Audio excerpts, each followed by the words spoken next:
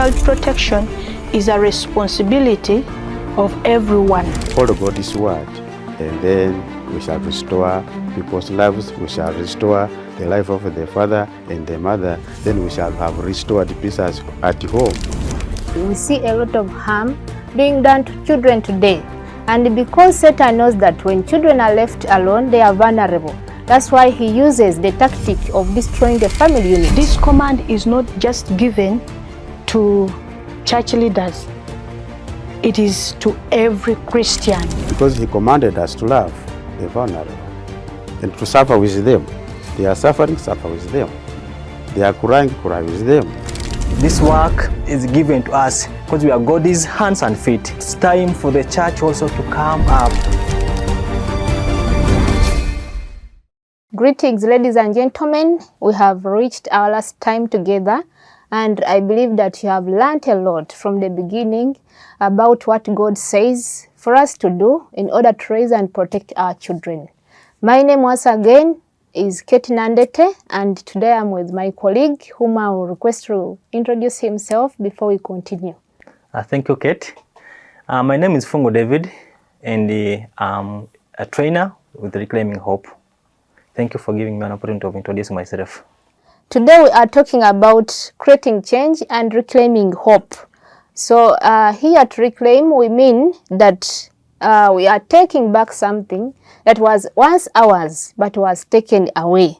So today we shall be equipped to go back to our communities to do this calling, high calling of God that He puts on us in the task of protecting our children and making sure that the family unit is united in our communities. Okay, thank you.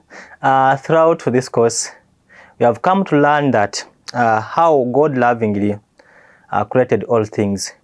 We have realized that the order that God has given us, and we have discovered that it's now our job to protect children and vulnerable people. And in this case, we must fight the temptation of pushing the problems onto the bazungos, onto government, onto organizations. David, if I may ask a question. Where I come from, I hear this a lot, that government etuyambe, government etuyambe. Do you also have this in your community? Of course, everywhere around my community, people talk about government. They put a blame on government everywhere. They have not realized that they're the ones. And speaking of which, government is you and me. So it means that if we all work together, government is doing its part, you're doing your part, it means we are working together in protecting our children. And we should always know and remember that we are called to courageously, move forward in the task that He has called us to, and stepping up and reclaiming our job in His glory and improving our country.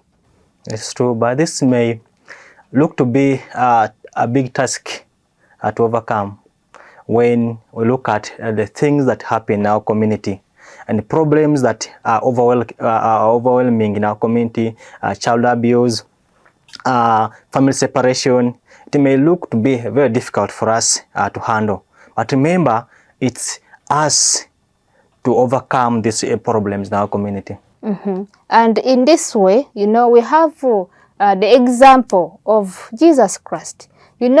It means that we are not supposed to work alone. For example, Jesus Christ walked with His disciples day in and day out. He was trying to teach them that when He goes, He's leaving, but He's leaving the work for them. So we are also Christ representatives on us since He's not here. So we should take up our position of making sure that we go back in our communities with the common goal that we see that we reclaim hope. And we have to remember that in this way, Jesus, when He walked with His disciples, it was not a one-day thing. It was an everyday thing which was intentional and relational.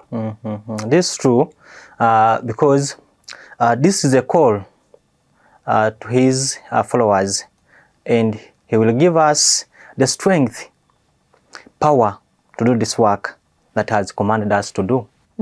And we should not forget that change will not come suddenly. It will take time, life by life, person by person, family by family. It doesn't mean that the moment that we have finished this program, you've learned this, now change will come automatically. It will take time. When you change and then you change your neighbor, you change your family, that's when we shall be continuing seeing change in our communities and in our families. This will come through your faithfulness to build into the lives of others. Yes, it's true.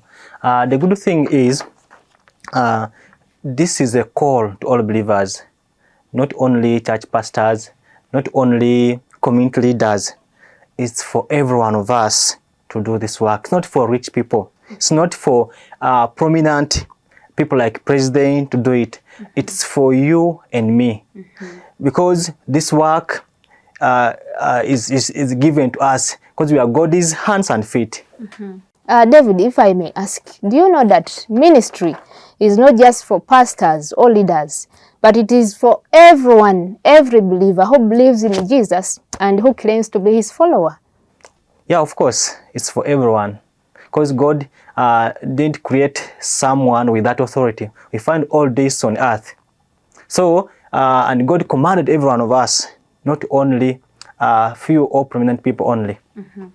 This is an example that we should follow, to follow God's command that has called us to do his work. If we start following his call of us doing his work, we shall be in a position to protect the vulnerable and the needy people and and children too, and show the image to glorify God's name.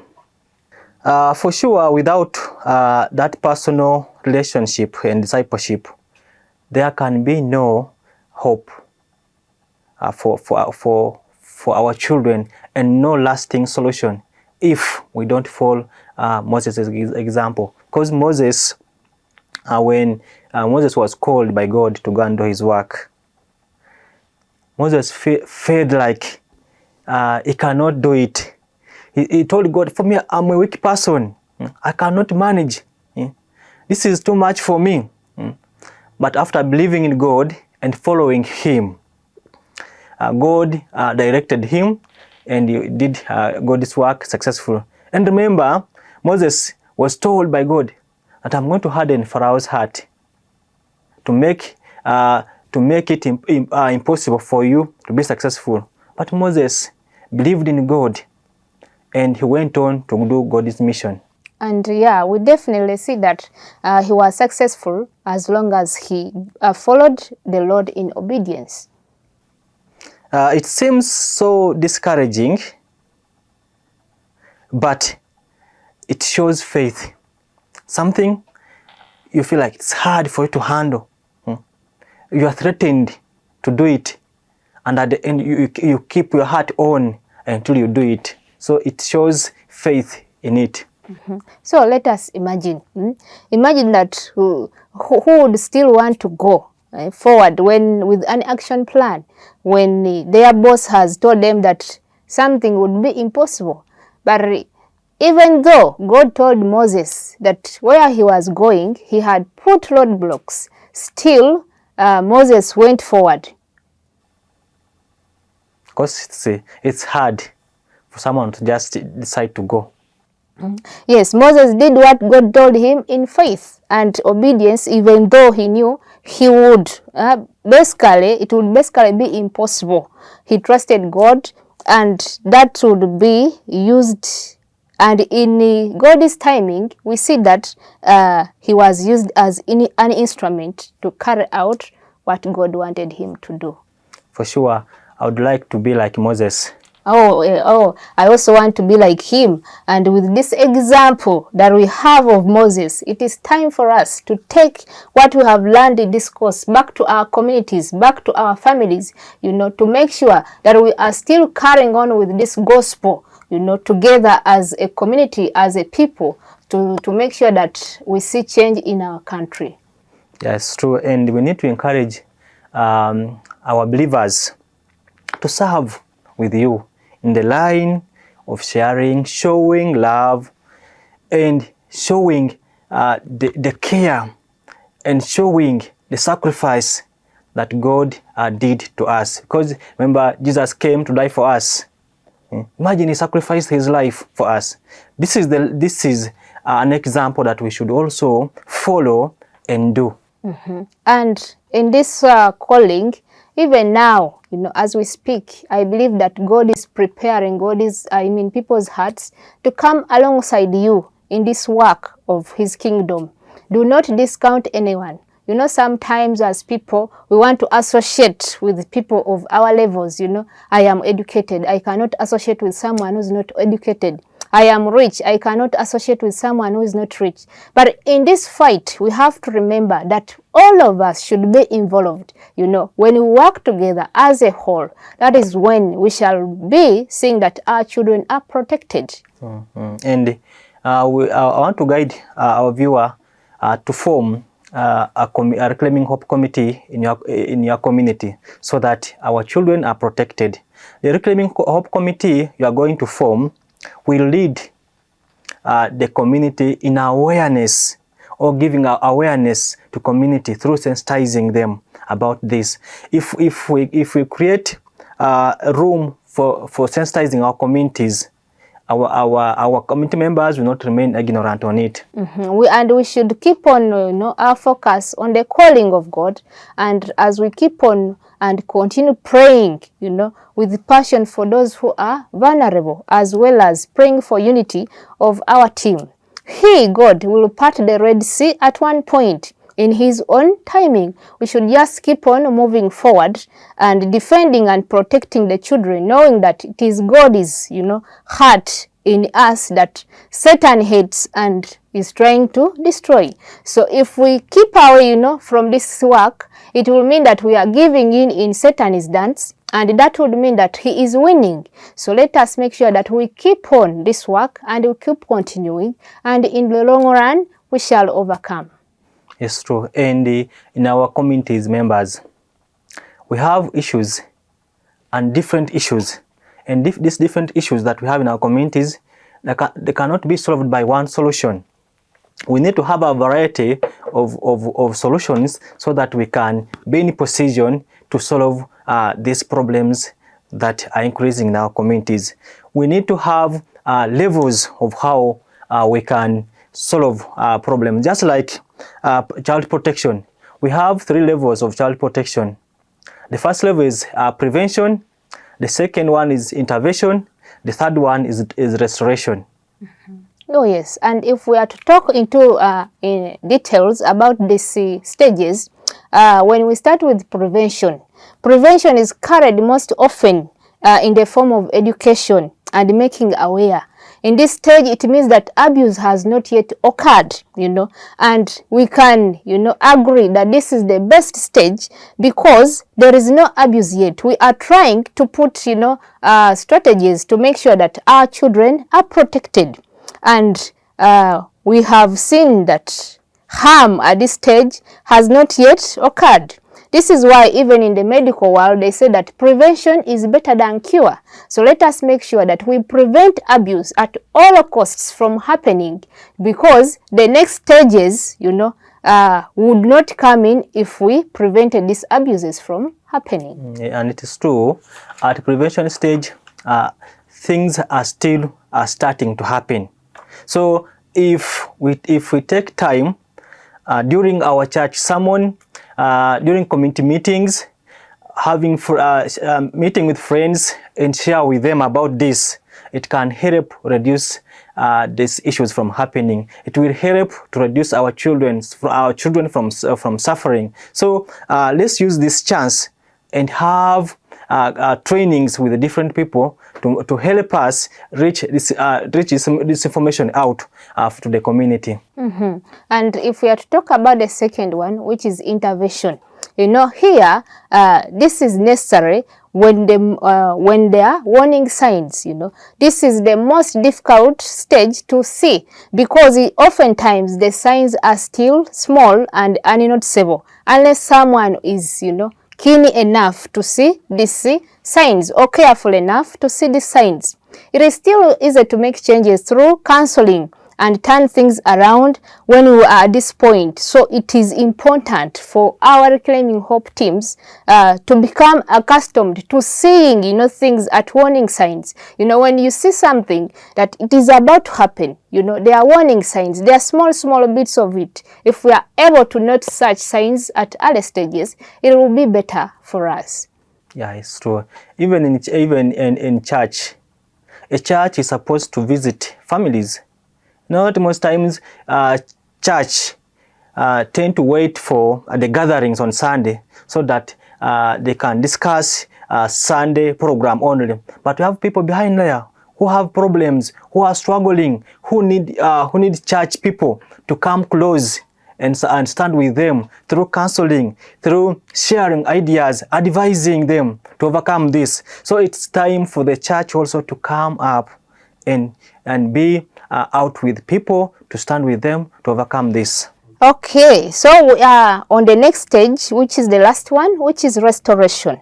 This is the hardest stage, Restoration is the objective for those involved in the most desperate situations.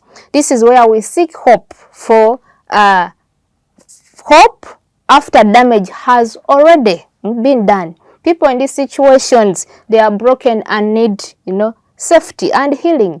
It will take time and a team of people to help these people out of these circumstances. It is not impossible to overcome, but victims need intentional support and counseling.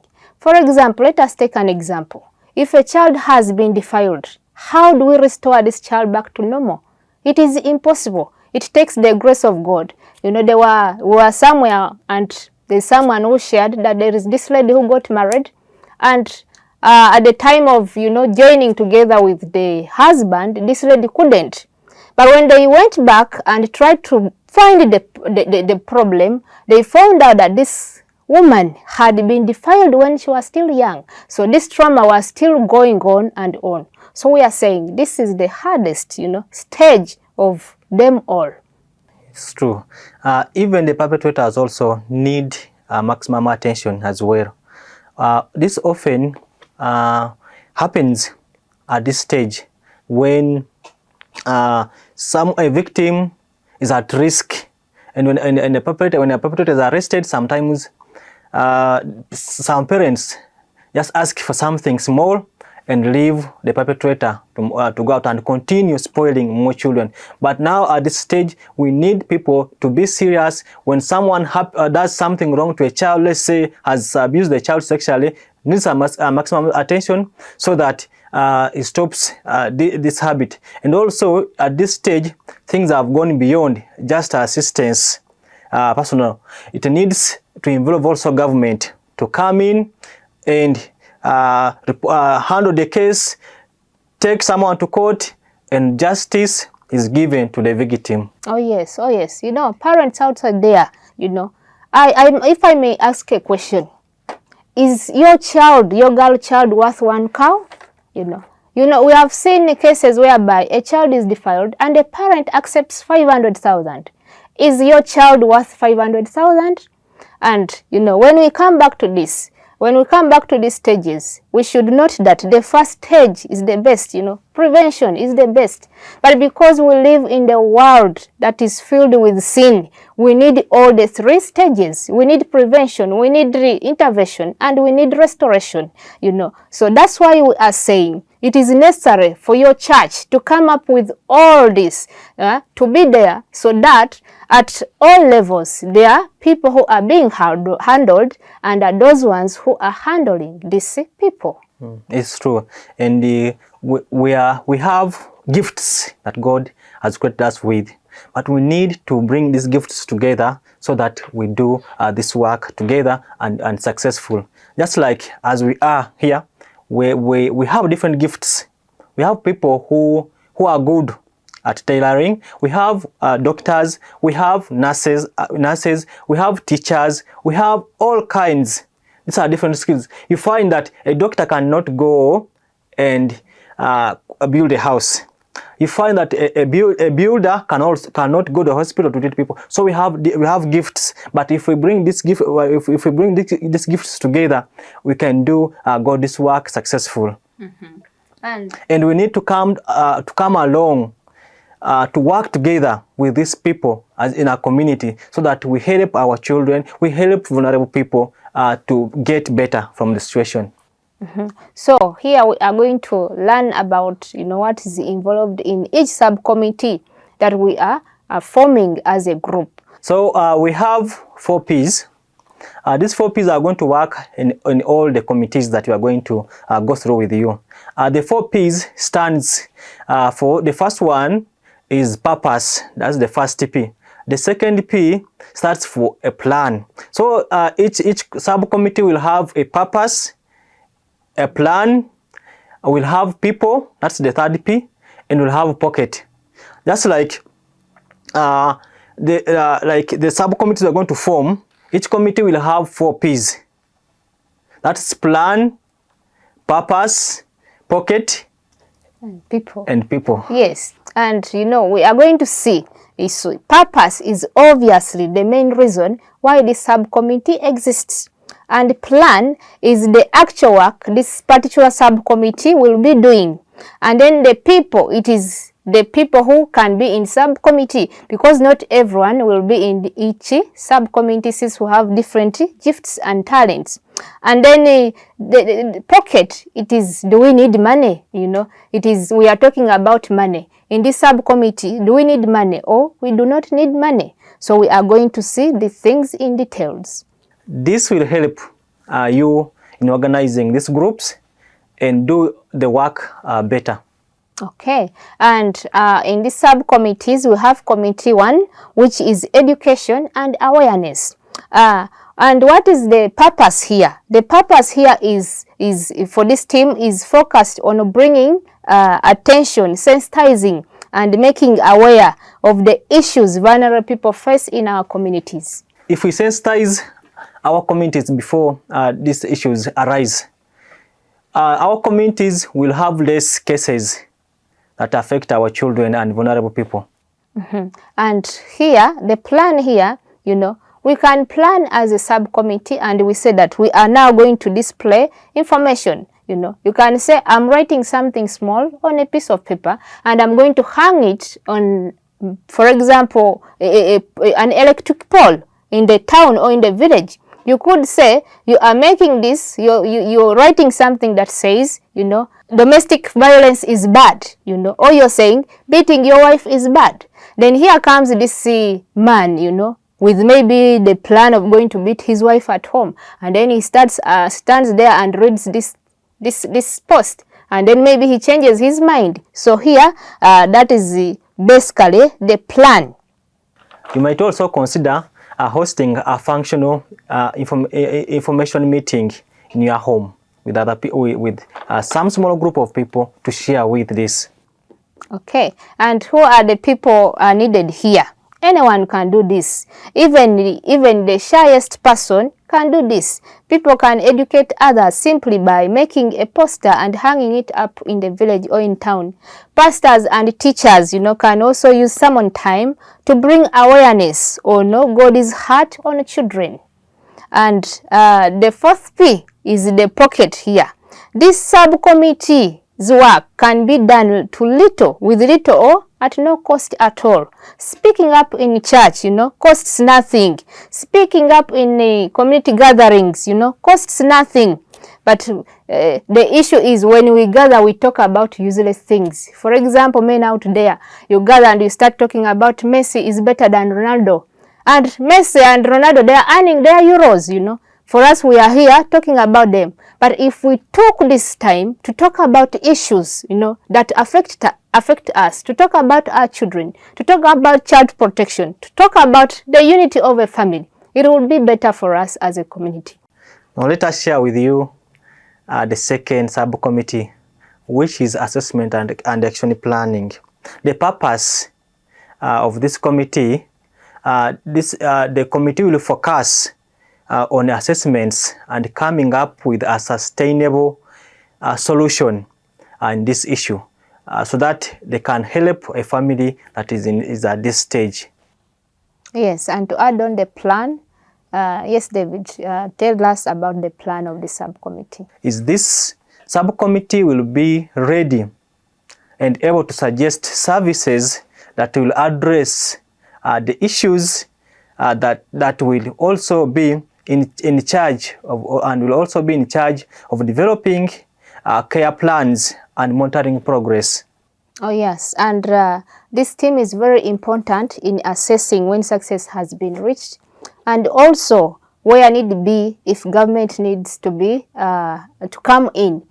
Sometimes the community might not be able to solve a case. So how do we involve the government authorities? Where do they come in from? So we should also know that when we fail, we can involve other authorities that are beyond us as a community. Okay. People in this group will need to be organized, reliable, discerning, discreet, as they will be working closely with the vulnerable families in order to discover the root cause of the problem they face. Mm-hmm. And as we continue, subcommittee number next is my favorite. It is actually friendship and counseling.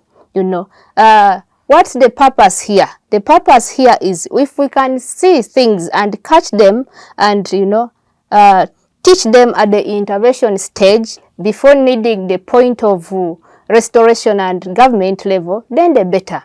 This is easily done through friendship, you know, through getting someone, having a friendship with them. You know, sometimes we get some of these things when we are friendly to each other. For example, if I am friends with David, he will want to tell me, to share with me what he is going through. And also if I am a friend to him, I would want to share with him. So let us make sure that we have friendships in our communities. And then the plan here, this group will need to work alongside the vulnerable people in our communities, teaching and instructing them in the loving and friendly way until we have made the changes necessary and able to stand, and these people are able to stand on their own. And then another thing, who are the people involved here? We need people who are gifted in compassion and are loving and are wise and empathetic. David, if I may ask you, are you compassionate? Yes. Okay, if you are, so those are the people we need in the subcommittee, because there is no way you would offer friendship if you don't have that compassion in you. And let us also note that we are gifted differently. You know, let us not try to force ourselves into gifts that we are not gifted in. And then when we continue with pocket, do we need money to offer friendship? Of course not. It's just that these days, you know, things have changed whereby, you know, you want to be friends with someone because they are offering you something. But in the actual sense, friendship should be free. So we do not need money to carry out the work of this subcommittee. This is great. With friendship, there is no much is put in. There's no man that's needed it, and children are protected. If we think we shift our minds from money, from tangible things at this level, our children will be protected, they will be safe, and we shall see the future of our children. Our third subcommittee is tangible support. We may need support financially. We may need money to put in something, but money will be needed for emergency solution, but it will not be there permanent, because if someone needs advice, we will not use money to solve his or her problem. If someone has been struggling with family issues, when you put money in that, when you give money to that person may use that money as transport to leave the home and go away. But counseling, advising can bring these families together. When we look at the problems in our society, it is easy to quickly blame poverty, but it's not money that brings everything, changes everything. You know, money will be there, but at a minimum, because it doesn't solve everything. Yes, I cannot agree less with that. And remember, David, money is not always the solution to all problems, like you have said. And sometimes, we blame poverty. We are always, I am poor, I cannot do this. So should we wait until we are rich to help, And besides, if you cannot be faithful with the small things, there is no way you'll be faithful with bigger things in our community. People on the subcommittee, you may have people in your congregation with different gifts whom you can move along with to help to solve these issues. Let's say if there is a nurse in this congregation, a nurse can support someone who is sick with treatment. If you have a tailor can come in and give a cloth to a needy person. So we may have people with different gifts to help us overcome the situation. Our last group is the one all of us should be part of. It is prayer. What is the purpose here? Your Reclaiming Hope should have a team that is prayerful. And when we talk about prayer, we are communicating directly with the creator of the universe. We are pleading, we are telling him our case. And what is the plan here? Have regular times for prayer. We pray for children who are living in abusive and vulnerable situations. And then we meet with struggling families and pray for and over them. And who are the people needed here? Everyone is needed here. All believers, of all ages, of all standings, because we cannot say that it is only the poor who pray. There is a problem in our community. You find that, people who are struggling, they are always in churches, morning to evening. They have left their families at home. That's not what we are meaning. When we say that prayer, we do not mean that you leave your children with no protection and you stay in church from morning to evening, or you have nothing to do. Remember, the Bible says that God will bless the work of your hands. So for you praying from morning to evening, where will you get something to feed these children? So when we talk about prayer, we should also note that. And then the pocket. There is definitely nothing needed here. We do not need money to pray for people. If you're under a pastor who is asking for money to pray for you, I want to assure you that that is a fraud, because prayer should be completely and absolutely free. Yeah, it's true. In each committee, we stated the type of people that are needed in these committees. So if these people carries on their roles in this area, we shall see less problems in our communities. We shall see our communities changing, shining, the future of children trying to come up, and we start seeing people developing, going to school. We see leaders from the children who have been struggling. So if these gifts, as we stated in the category of people that we need, our children will be happy. And yeah, it is very important for us to note that most solutions to the problems of child abuse and family separation can be solved at no cost. If we offer, friendship and counseling as the only resources, we can be able to stop family separations, to stop child abuse. If we add on our advice as well, we like to blame poverty so much, but even the most of the poorest can protect their children. Yeah, it's true. When we work together, the more people come together, the less of the work becomes easy for the community. The more people we have for this common goal, the safer our communities will become, and the brighter the future will be for our children, because people have put hands together to protect children. So if we work together hand in hand, our children will be healthy and will have a future. And even the vulnerable people also will feel peace, will feel joyful, and the community will be healthy at all.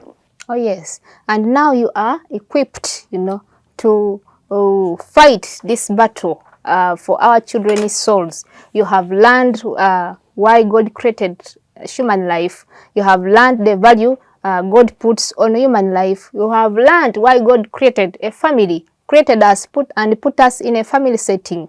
We have also learned why God put communities under the government, and how all of that works together as a whole to make sure that our families and our children are protected. You have also discovered God is calling and command to the church as his followers to lead the way in the protecting his children. All of these things you have learned and are now without excuse of ignorance. Oh yes, so we are going to speak a commissioning over you. This is not necessarily exactly because God commands all who follow him to do, but I want to bless you and encourage you as you go to do this work in your own communities. And please, I request that you say a little amen to every statement that I'll make. As you set out from this place, may you go as Christ representative of the hope of the gospel in your family, home, church, and community. May you serve God and their families diligently with energy and love. May you find joy in your work, knowing you are the hands and feet of God of the universe. May you stay humble but bold as you defend those who are weak. May you obediently seek guidance from the Lord and other godly people and be led by the Holy Spirit. May others look up to you and follow your example as your hands stretch out in love to everyone around you. May you faithfully and sacrificially present yourself to God as one approved, a worker who has no need to be ashamed, rightly handling the word of truth. May the Lord bless you and keep you. May his favor be upon you and your children for generations. May his face shine upon you and give you peace. Thank you so much, Kate. Quietly, that is so beautiful and so empowering. It's time. It's time to put things into action. You are no longer a student, but you are now a worker and a teacher. Oh yes, as you go from here, go knowing you are the hands and feet of God himself. Go and reclaim hope for the children in your communities. And I want to assure you that God will go before you and he will help you and guide you and direct you. May God bless you so much. You have been wonderful. Ciao.